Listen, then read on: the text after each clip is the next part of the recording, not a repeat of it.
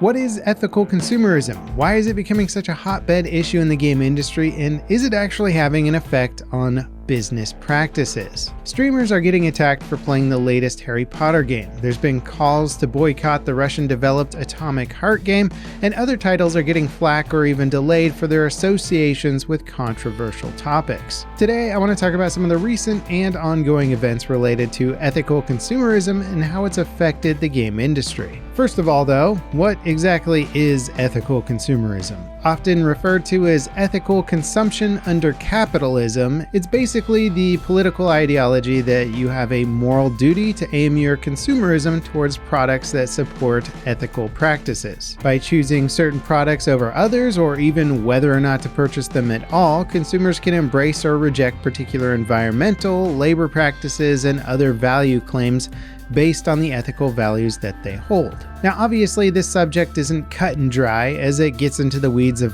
what is ethical and how realistic is it to avoid unethical products in the first place. But there is some fairly straightforward logic behind it. If consumers don't like a company or product, they can choose not to buy it, which affects the success of said company. And if nobody buys from a company, then they go out of business, giving the consumer the power, or at least the perceived power, in this transaction. Now, the place where things get sticky in the game industry is if one prominent figure in a company creates controversy that perhaps the rest of the members of that company don't agree with, and thus the product that hundreds of people came together to create can suffer because of the words of one person. Is it the right move to punish an entire company that worked on a product for years based on the views or practices of an individual associated with that company? Let's take a look at the recent Harry Potter game, Hogwarts Legacy. Now, the Harry Potter franchise is massive, but it's gone through the ringer due to the author J.K. Rowling's social media commentary. This has led to most Harry Potter branded products receiving the ideological backlash, and some consumers having to go through the thought process of, if I love the Harry Potter universe and I buy a Harry Potter thing,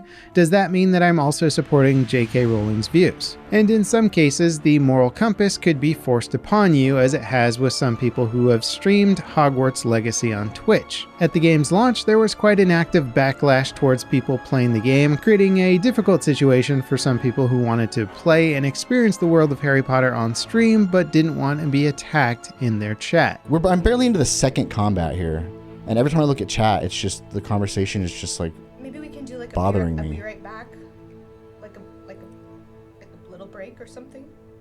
You can take a break if you want. I'll just stop talking and I'll just go fight and do the combat.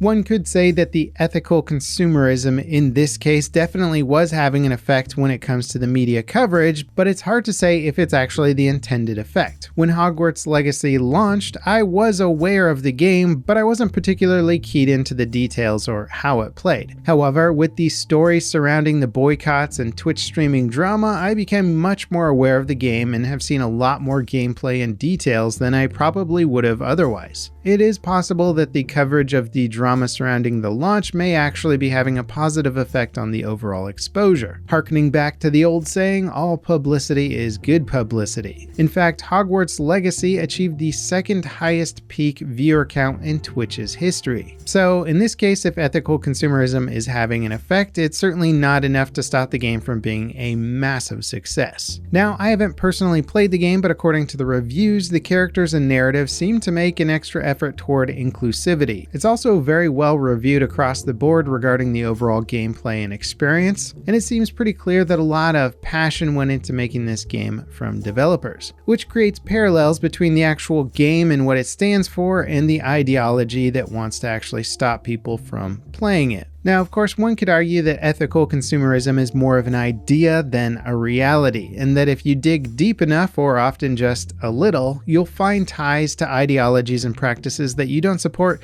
in pretty much every company. Can you even buy a game from a big studio that doesn't have some sort of ethical dilemma? Whether it's where the funding comes from, who the partners are, what the work culture is like, or what they've done in the past, it's not hard to find something to take issue with. Not to mention the electronics industry that makes our computers and consoles has all kinds of ethical issues, from manufacturing conditions to rare metal mining. Let's try a different example. What about Atomic Heart? A game that many people are excited about. Described as the Russian BioShock, there's definitely a huge market for this game. And the reveal trailers have been extremely engaging, full of wildly imaginative baddies and environments. But naturally, there's been a call to boycott the game, as it's a company with Russian origins. Should we not purchase a game because of its ties to Russia and the implications of it supporting the ongoing conflict in Ukraine? What if we take a look at a less controversial subject? How about Battlefield 2042? I've seen many gamers state that they won't play or buy Battlefield 2042 no matter how much the game improves, because they don't want to support a business model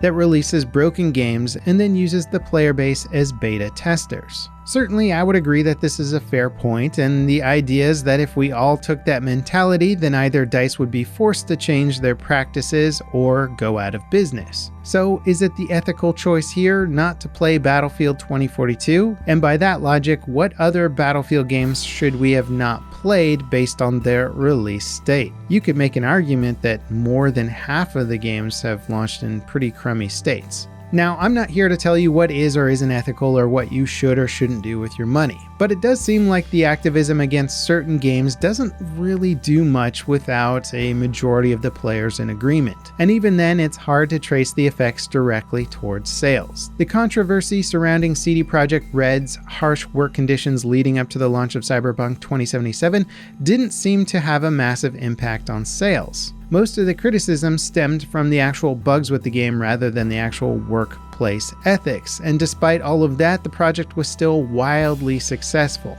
From my personal observations and interactions, it seems like a lot of people use the ethical consumerism argument to bolster their dislike for a game.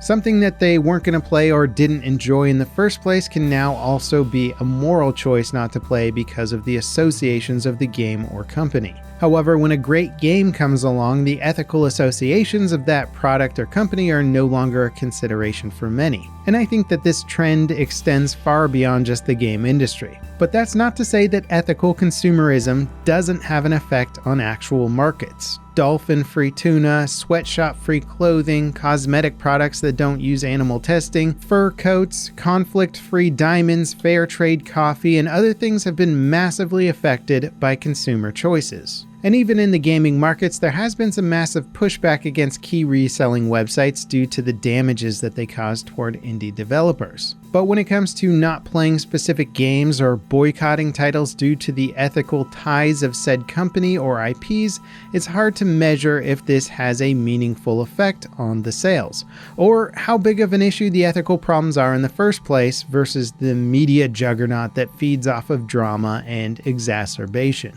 I'd be really curious to hear your thoughts on ethical consumerism in games. If you really think about it hard, have you chosen not to play a game purely for ethical reasons, or was it more because you just didn't like the game in the first place? Let me know in the comments if you think ethical consumerism plays a role in your purchase decisions. And next up, you should definitely check out this video on the rise and fall of an entire gaming genre. As always, guys, thanks for watching, and I'll catch you next time. This is Level Cap, signing off.